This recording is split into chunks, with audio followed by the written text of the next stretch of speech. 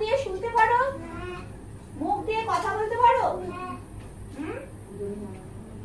খাওয়া দাওয়া করতে পারো নিজে হাতে? করতে পারো তো? হেঁটে এক জায়গা থেকে আরেক জায়গায় যেতে পারো?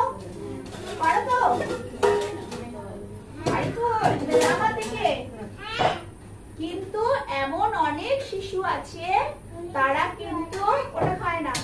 তারা কি করে জানো? তারা কেউ হাঁটতে পারে না, কেউ হাত দিয়ে কোনো কিছু ধরে তুলতে পারে না,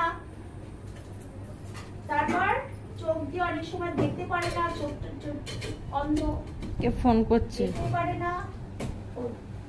তারপর এমন কেউ আছে মুখ দিয়ে কথা বলতে পারে না, এমনকি তাকাও, মুখ দিয়ে কথা বলতে পারে না, কান দিয়ে শুনতে পারে না, এমন আছে। তাদেরকে বলা হয় বিশেষ চাহিদা সম্পন্ন শিশু।